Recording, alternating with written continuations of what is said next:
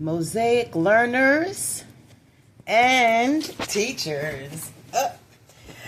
Just wanted to share something. Earlier, I did a video.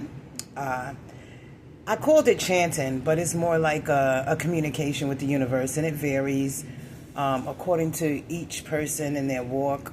Like I mentioned before, we are Mosaic Learners and teachers, so therefore we have no limitations. A lot of the information that is presented is for us to just expand our perspectives, and hopefully we can incorporate some information into our walk.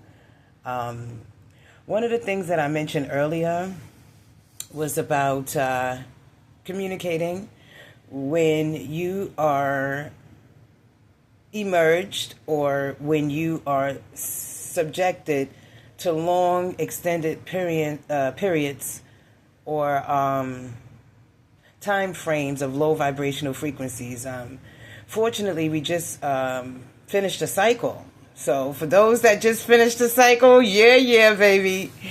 So we're just talking about a cycle. It doesn't mean that we stop working on the other things that we might need to work on. But this cycle really feels great. Honestly, I feel the energy today. Ra, the sun is out. Father, Mother, God is being balanced, which is divine masculine, divine feminine energy. Remember, it's not what you see. A lot of times it's energy before it manifests into the physical. So really what I wanted to share too was I gave one example of how you would use your throat chakra, because we are starting to be attacked, our throat chakras, if you haven't noticed. A lot of suppression or now somewhat avoidance when it comes down to the opposition. What we will say is that we can maintain a neutrality by chanting and by singing things that we like. But we can also utilize our throat chakras for expression, and our unique expression is ours and nobody can claim it. As many as people try to mimic you or copy you, you carry an essence, and you know, I carry a strain, and a lot of people don't want to admit it, you know, but at this point in time of the game, we're at a stage where the veil is getting thinner, so I will not falter from the truth. And I'm hoping that other people understand that too. They need to stop faltering from the truth. Okay?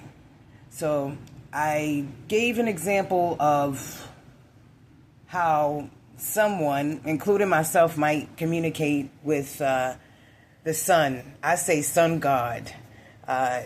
This energy could be referred to as Yeshua, Jesus, Christ consciousness.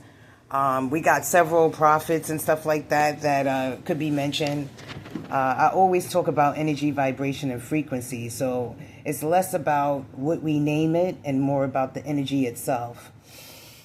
So I'm just going to be honest. I'm so used to people creating a reality that they think that I am, from labeling me and titling me, even though I like to play those roles sometimes, because if we all know this, we have experienced various timelines, and right now we're actually, our fragmented parts is trying to integrate, at least those that are on the path of integration, and that means higher states of consciousness, by the way.